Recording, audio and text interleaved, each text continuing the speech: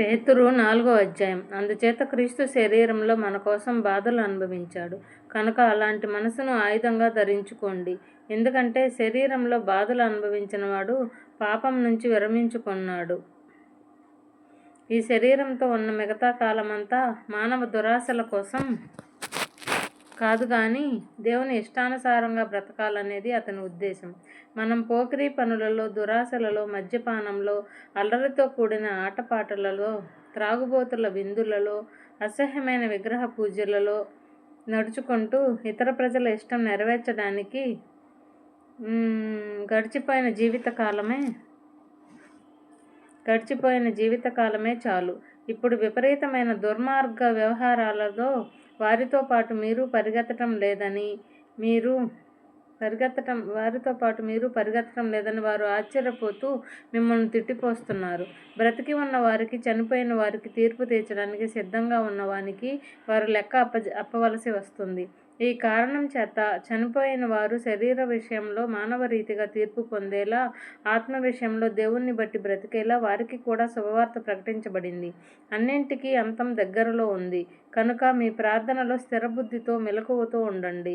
ప్రేమ విస్తారమైన పాపాలను కప్పుతుంది కనుక అన్నిటికంటే ముఖ్యంగా ఒకరినొకరు గాఢంగా ప్రేమతో చూచుకోండి. ఏమీ సనుక్కోకుండా ఒకరినొకరు అతిథి మర్యాదలు చేసుకోండి. ప్రతి ఒక్కరూ తనకు ఇవ్వబడ్డ ఆధ్యాత్మిక వరం ఇతరులకు సేవ చేయడానికి దాన్ని వినియోగించాలి. దేవుని ఆయా విధాల కృప విషయంలో మంచి నిర్వాహకులుగా ఉండాలి. ఎవరైనా మాట్లాడితే దేవోక్తులు పలికినట్టే మాట్లాడాలి. ఎవరైనా సేవ చేస్తే దేవుడిచ్చిన సామర్థ్యంతో అలా చేయాలి. అన్నింటిలో దేవునికి యేసుక్రీస్తు ద్వారా మహిమ కలగాలనే ఉద్దేశంతో ఉండాలి. ఆయనకే మహిమ, అధికారం యుగయుగాలకు చెందుతాయి. తదాస్తు. ప్రియ సోదరులారా, మీ మధ్య వాటిల్లుతూ ఉన్న మంటల్లాంటి విపత్తు మిమ్మల్ని పరీక్షించటానికే. మీకేదో విపరీతం జరుగుతున్నట్లు ఆశ్చర్యపడకండి. అయితే క్రీస్తు మహిమ వెల్లడి అయ్యేటప్పుడు మీరు మహదానంతో ఉప్పొంగిపోయేలా ఇప్పుడు ఆయన బాధలలో మీరు పాలివారే ఉన్నంతగా ఆనందించండి. ఒకవేళ క్రీస్తు పేరు కోసం మీరు నిందల పాలైతే మీరు ధన్యులు. ఎందుకంటే మహిమా స్వరూపి అయిన దేవాత్మ మీ మీద నిలిచి ఉన్నాడన్నమాట. వారి వైపున ఆయన దూషించబడుతున్నాడు, మీ వైపున ఆయనకు మహిమ కలుగుతూ ఉంటుంది. కానీ మీలో ఎవరూ హంతకుడుగా కానీ, దొంగగా కానీ, దుర్మార్గుడుగా కానీ, పరుల జోలికి పోయేవాడుగా కానీ బాధలు అనుభవించకూడదు. ఎవరైనా క్రైస్తవుడైనందున బాధలు అనుభవించవలసి వస్తే సిగ్గుపడకూడదు. అయితే ఈ విషయంలో దేవుణ్ణి కీర్తించాలి. దేవుని ఇంటివారి విషయంలో తీర్పు ఆరంభమయ్యే సమయం వచ్చింది. అది మనతోనే ఆరంభమైతే దేవుని శుభవార్తకు విధేయత చూపని వారి అంతం ఏమవుతుంది? న్యాయవంతునికే రక్షణ, విముక్తి కలగడం కష్టమైతే భక్తిహీనులు, పాపులు ఎక్కడ కనిపిస్తారో? అందుచేత దేవుని చిత్త ప్రకారం బాధలు అనుభవిస్తున్న వారు మంచి చేస్తూ తమ ఆత్మలను నమ్మకమైన సృష్టికర్తకు అప్పచెప్పుకోవాలి. పేతురు 5వ అధ్యాయం. మీలో సంఘ పెద్దలకు సాటి పెద్దను, క్రీస్తు బాధలను చూచినవాణ్ణి, వెల్లడి కాబోయే మహిమలో పాలివాణ్ణి అయిన నేను ఈ ప్రోత్సాహం ఇస్తున్నాను. మీ దగ్గర దేవుని మందకు కాపరులుగా ఉండండి. బలవంతంగా కాకుండా ఇష్టపూర్వకంగానే, దుర్లభం కావాలని కాదు కానీ ఆసక్తితో నాయకులుగా సేవ చేయండి. మీ బాధ్యత కింద ఉంచబడిన వారి మీద ప్రభువులాగా ఉండకుండా మందకు ఆదర్శంగా ఉండండి. ప్రముఖ కాపరి కనిపించేటప్పుడు మీకు వాడిపోని మహిమా కిరీటం లభిస్తుంది. యువకులారా, మీరు పెద్దలకు లోబడి ఉండండి. మీరంతా ఒకరికొకరు లోబడి ఉంటూ వినయం వస్త్రంలాగా ధరించుకోండి. ఎందుకంటే దేవుడు గర్విష్ఠులను ఎదిరిస్తాడు కానీ వినయం గల వారికి కృప చూపుతాడు. అందుచేత దేవుడు తగిన సమయంలో మిమ్మల్ని పై స్థితికి తెచ్చేలా ఆయన బలిష్టమైన చేతి కింద మిమ్మల్ని మీరే తగ్గించుకోండి. ఆయన మీ విషయం పట్టించుకుంటున్నాడు కనుక మీ చింత యావత్తు ఆయన మీద వేయండి. స్థిరబుద్ధి కలిగి మెలకువగా ఉండండి. ఎందుకంటే మీ విరోధి అయిన అపనింద పిశాచం గర్జిస్తున్న సింహంలాగా ఎవరినైనా మృంగివేయడానికి వెతుకుతూ తిరుగులాడుతున్నాడు. నమ్మకంలో స్థిరులైన వాణ్ణి ఎదిరించండి. ఈ లోకంలో ఉన్న మీ క్రైస్తవ సోదరులకు ఇలాంటి బాధలే కలుగుతున్నాయని మీకు తెలుసు కదా. మీరు కొద్ది కాలం బాధలు అనుభవించిన తర్వాత సర్వకృపానిధి అయిన దేవుడు క్రీస్తు యేసు ద్వారా తన శాశ్వత మహిమకు మనలను పిలిచిన దేవుడు మిమ్మల్ని పరిపూర్ణులుగా చేసి దృఢపరుస్తాడు, స్థిరపరుస్తాడు. వాడు బలపరుస్తాడు. ఆయనకే మహిమ అధికారం యుగయుగాలకు ఉంటుంది గాక. తదాస్తు.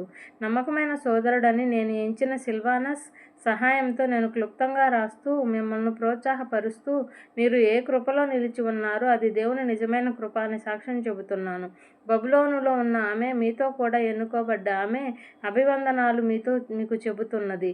ఆధ్యాత్మిక రీతిలో నా కుమారుడు మార్కు కూడా చెబుతున్నాడు. ప్రేమను సూచించే ముద్దుతో ఒకరినొకరు వందనాలు చేసుకోండి. క్రీస్తు యేసులో ఉన్న మీకందరికీ శాంతి కలుగుతుంది గాక. తదాస్తు.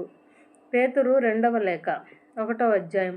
మన దేవుడు రక్షకుడు అయిన యేసుక్రీస్తు నీతి న్యాయాల మూలంగా మాలాగే అమూల్య విశ్వాసం స్వీకరించిన వారికి యేసుక్రీస్తు పంపిన రాయబారి దాసుడు అయిన సీమోను పేతురు రాస్తున్న సంగతులు.